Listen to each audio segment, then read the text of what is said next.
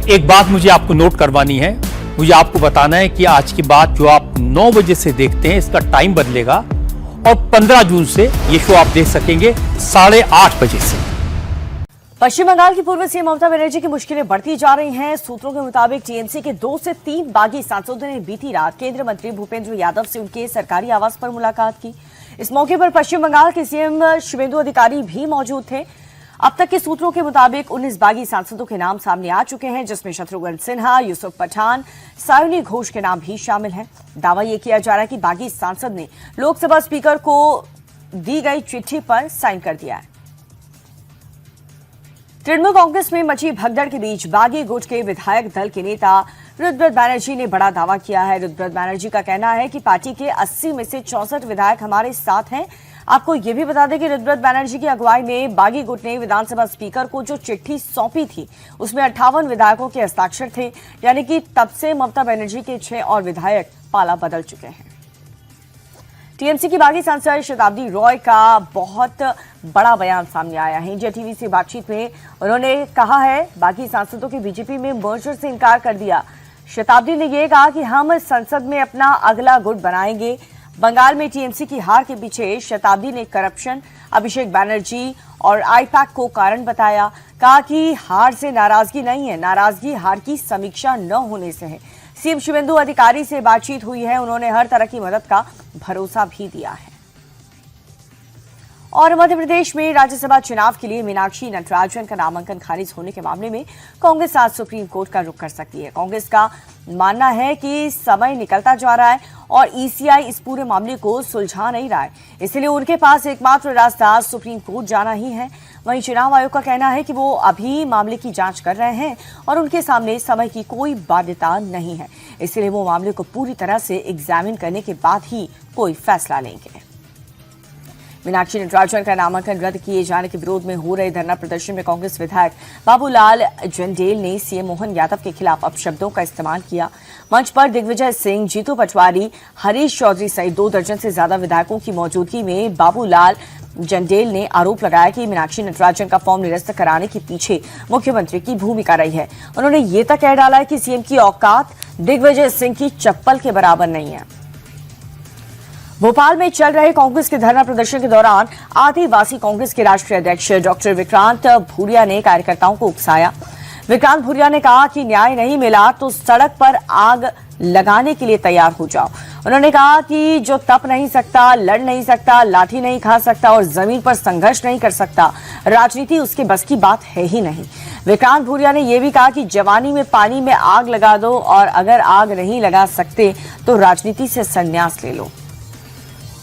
PM Modi की अध्यक्षता में आज दिल्ली में नीति आयोग की 11वीं गवर्निंग काउंसिल की बैठक होने वाली। 2047 तक विकसित भारत के लिए समावेशी मानव विकास विषय पर आयोजित इस बैठक में देश के सभी राज्य और केंद्र शासित प्रदेश के मुख्यमंत्री, उपराज्यपाल और प्रशासक, केंद्रीय मंत्री परिषद के सदस्य, विशेष आमंत्रित सदस्य और नीति आयोग के वरिष्ठ अधिकारी शामिल होंगे।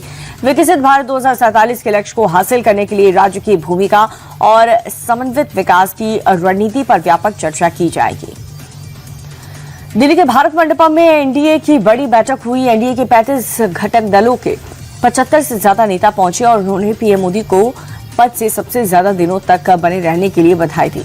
इस ऐतिहासिक मौके पर पीएम मोदी ने कहा कि भारत की सेवा करना उनका परम सौभाग्य है। उन्होंने इस पल को यादगार बताते हुए देश की जनता का आभार जताया। पीएम मोदी ने कहा कि ये मेरी व्यक्तिगत कामयाबी नहीं है बल्कि पूरे एनडीए की सामूहिक जीत है। विपक्ष पर हमला बोलते हुए पीएम ने कहा कि कांग्रेस ने हमेशा देश से विश्वासघात किया है, जबकि एनडीए ने जनता को भरोसे को मजबूत करने का काम किया है। एनडीए बैठक में अपने संबोधन के दौरान पीएम मोदी ने साफ किया कि उनके लिए दल से बड़ा देश है। एनडीए नेशन फर्स्ट की भावना से काम करता है। धारा 370 और सर्जिकल स्ट्राइक जैसे कड़े फैसलों का जिक्र करते हुए पीएम ने कहा कि अब देशहित में फैसलों की रफ्तार और तेज होगी। हमारा अगला लक्ष्य साल 2047 तक विकसित भारत बनाना है। अब देश न्यूक्लियर एनर्जी में आत्मनिर्भर बने और made in India civil aircraft बनाने की राह पर तेजी से बढ़ रहा है। इस मीटिंग में आंध्र प्रदेश के सीएम चंद्रबाबू नायडू ने पीएम मोदी को दुनिया का सबसे लोकप्रिय नेता बताया। उन्होंने कहा कि सही वक्त पर देश को सही नेता मिला है। नायडू बोले कि मैं मोदी जी की एनर्जी का कायल हूं, उन्हें कभी थके हुए नहीं देखा। नायडू ने दावा किया कि भारत को नंबर 1 इकोनॉमी सिर्फ पीएम मोदी ही बना सकते हैं। और वहीं महाराष्ट्र के डिप्टी सीएम एकनाथ शिंदे ने भी प्रधानमंत्री की तारीफों के पुल बांधे। शिंदे ने कहा कि पीएम मोदी के नेतृत्व में आज भारत दुनिया में सबसे तेजी से आगे बढ़ रहा है। गुजरात के वडनगर में जमकर के जश्न मनाया गया। पीएम मोदी के सबसे लंबे समय तक निर्वाचित प्रधानमंत्री रहने के ऐतिहासिक रिकॉर्ड बनाने पर उत्सव का माहौल बन गया। इस मौके पर जिला प्रशासन तथा बीजेपी के नेताओं और कार्यकर्ताओं ने कई कार्यक्रम का आयोजन किया। ऐतिहासिक शर्मिटा झील पर भव्य आरती का आयोजन किया गया, जिसमें 10,000 दीप जलाए गए।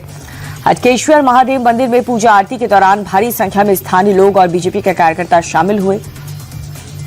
शरद पवार ने प्रधानमंत्री मोदी और पंडित नेहरू की तुलना पर आपत्ति जताई। शरद पवार ने कहा कि आजादी की लड़ाई में नेहरू ने अपने जीवन काल का सबसे महत्वपूर्ण समय देश के लिए दिया। नेहरू जी के निधन के बाद से इंदिरा गांधी ने पाकिस्तान को सबक सिखाया। अलग बांग्लादेश इंदिरा गांधी की ही देन है। इंदिरा गांधी की हत्या हुई, उनके बेटे राजीव गांधी की भी हत्या हुई। इसलिए नेहरू परिवार के योगदान को देश कभी नहीं भूल सकता। उनकी तुलना किसी और से नहीं होनी चाहिए। मणिपुर की राजधानी इम्फाल में बीती रात नागा समुदाय के लोगों ने हिंसक प्रदर्शन किया। मणिपुर पुलिस ने 6 शव बरामद होने की जानकारी दी, जो माना ये जा रहा है कि हथियारबंद उग्रवादी ग्रुप द्वारा अगवा किए गए नागाओं के हैं। लोगों का गुस्सा भड़क उठा, वो अस्पताल के बाहर जमा हो गए, नारेबाजी करने लगे, बैरिकेड्स गिरा दिए। पुलिस को भीड़ पर काबू करने के लिए टीयर गैस के गोले दागने पड़े। ये शव सेनापति जिले में अगवा किए गए 14 कुकी की रिहाई के एक दिन बाद बरामद हुए। 13 मई को कांगपोकिया जिले में उग्रवादियों ने 14 कुकी और 6 नागाओं को अगवा किया था। दिल्ली के न्यू फ्रेंड्स कॉलोनी में कार सवार ने ट्रैफिक पुलिस को टक्कर मार करके फरार हो गए। कार की टक्कर से ट्रैफिक पुलिस का जवान बुरी तरह से घायल हो गया, जिसे अस्पताल में भर्ती करवा दिया गया। घटना का सीसीटीवी वीडियो भी सामने आया, जिसमें कार सवार तेजी से ट्रैफिक पुलिस को रौंदता हुआ भाग रहा है। दरअसल रॉन्ग साइड से आ रही कार को रोकने के लिए ट्रैफिक पुलिस का जवाब सामने आया, लेकिन कार चालक कार रोकने की बजाय टक्कर मारकर वहां से फरार हो गया। पुलिस ने मामला दर्ज करके कार सवार की तलाश शुरू कर दी है। गुजरात के भरूच में दोहरे हत्याकांड में सनसनी फैल गई है। 2 अलग अलग जगहों पर मां और बेटी का शव बरामद किया गया।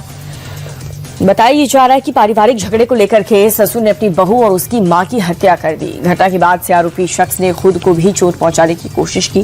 पुलिस आरोपी शख्स को हिरासत में लेकर उससे पूछताछ कर रही है। पुलिस ने दोनों डेड बॉडीज को बरामद कर पोस्टमार्टम के लिए भेज दिया। फॉरेंसिक टीम मौके से सैंपल लेकर के जांच कर रही है। फिलहाल पुलिस की टीम दोहरे हत्याकांड में मामला दर्ज कर जांच शुरू कर रही है। तमिलनाडु के रानीपेट में एक कार्डबोर्ड फैक्ट्री में भीषण आग लग गई।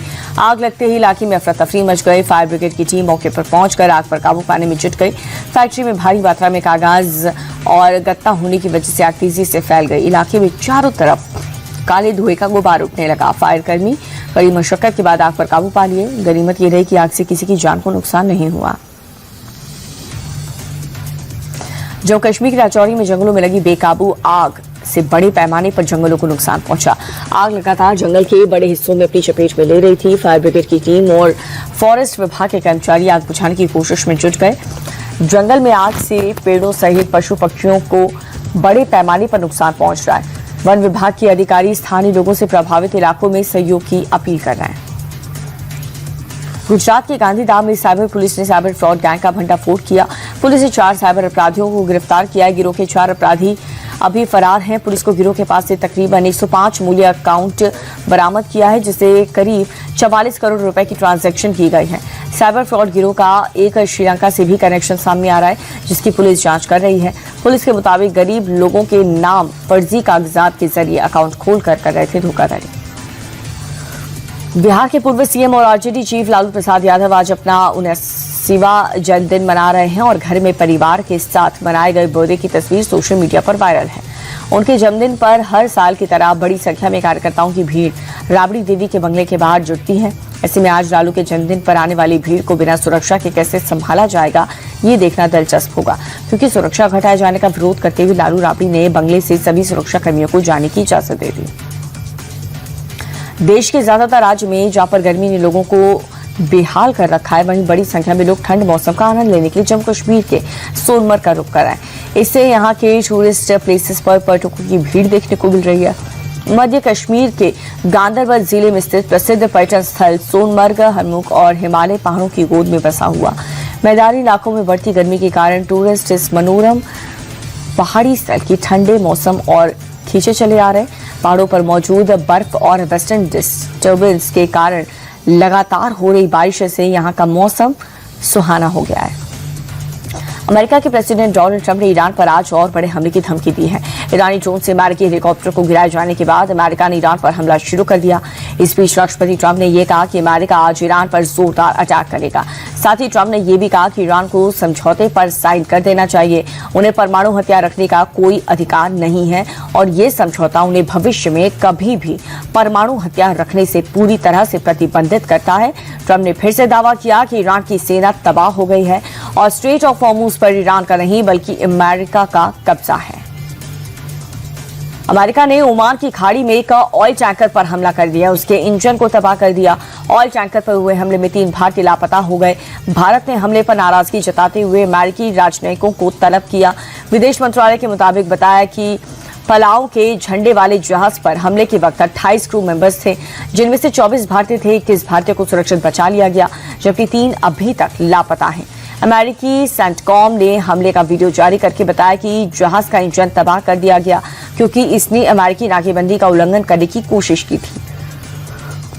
पाकिस्तान ने अफगानिस्तान के पूर्वी प्रांत खोस्त कोनार और पक्तिका पर हवाई हमले किए। अफगान प्रवक्ता के मुताबिक पाकिस्तानी हवाई हमले में 11 बच्चे, 1 महिला सहित 13 लोगों की मौत हो गई, जबकि तकरीबन 14 नागरिक घायल हो गए। इस हमले की वजह से 1 महीने में शांति के बाद से दोनों तरफ से हमले तेज हो गए। पाकिस्तान ने अफगानिस्तान में हवाई हमले की पुष्टि करते हुए बताया कि उसने आतंकवादियों के इंफ्रास्ट्रक्चर को टारगेट किया और 26 आतंकवादियों को मार गिराया। उत्तरी आयरलैंड की राजधानी में चाकूबाजी की वारदात के बाद से बीती रात लोगों का गुस्सा भड़क उठा है। प्रदर्शनकारियों ने एक बस सहित कई इलाकों में आगजनी की घटना को अंजाम दिया। सोमवार को हुई चाकूबाजी में एक शख्स पूरी तरह से जख्मी हो गया और हमले का आरोप एक ईरानी नागरिक पर लगा था, जिसके बाद से एंटी इमिग्रेशन प्रदर्शनकारियों का गुस्सा भड़क गया। हालांकि पुलिस भीड़ पर काबू पाने के लिए जहां पर ताकत का इस्तेमाल कर रही है, वहीं नेताओं की तरफ से लोगों से शांति बहाल करने की भी अपील कर रही है। टीम इंडिया के पूर्व कप्तान रोहित शर्मा फिटनेस पर उठ रहे सवालों के बीच नेट्स में जंप करके पसीना बहाते हुए नजर आ रहे हैं। रोहित शर्मा करीब 1 घंटे तक के गेंदबाजी और स्पिनर्स के खिलाफ बल्लेबाजी का अभ्यास किया। नेट सत्र बल्लेबाजी से पहले रोहित शर्मा का फिटनेस ड्रिल के साथ शुरू हुआ। उन्होंने strength and conditioning coach Adrian le Roux से बातचीत की और हल्की दौड़ लगाई। इस दौरान ईशान किशन भी रोहित के साथ मौजूद रहे। रोहित ने कई फिटनेस ड्रिल पर की और कहीं भी असहज वो नजर नहीं आए। इंग्लैंड के हैरी ब्रूक आईसीसी टेस्ट बल्लेबाज रैंकिंग में टॉप पर पहुंच गए। उन्होंने अपने करियर में दूसरी बार ये पोजीशन हासिल की। आईसीसी द्वारा जारी ताज़ा टेस्ट रैंकिंग में उन्होंने इंग्लैंड के जो रूट को पीछे छोड़ दिया। ऑस्ट्रेलिया के ट्रेविस हेड दूसरे और जो रूट तीसरे स्थान पर खिसक गए। भारतीय टेस्ट कप्तान शुभमन गिल को 2 स्थान का फायदा हुआ, वो 8वें स्थान पर पहुंच गए। शुभमन गिल ने अफगानिस्तान के खिलाफ टेस्ट में 126 रन की पारी खेली थी। Australian open super badminton tournament में भारतीय शटलर को शानदार प्रदर्शन किया। पीवी सिंधु की अगुवाई में भारत की 5 महिला खिलाड़ियों ने प्री क्वार्टर फाइनल में जगह बना ली। पीवी सिंधु ने शानदार खेल दिखाते हुए राउंड ऑफ 16 में एंट्री की और वहीं युवा खिलाड़ी तन्वी शर्मा ने बड़ा उलटफेर किया। भारत की मालविका बंसोड, ईशा रानी बरुआ और तानिया हेमंत ने भी अपने अपने मुकाबले जीतकर अगले दौर में जगह बना ली है।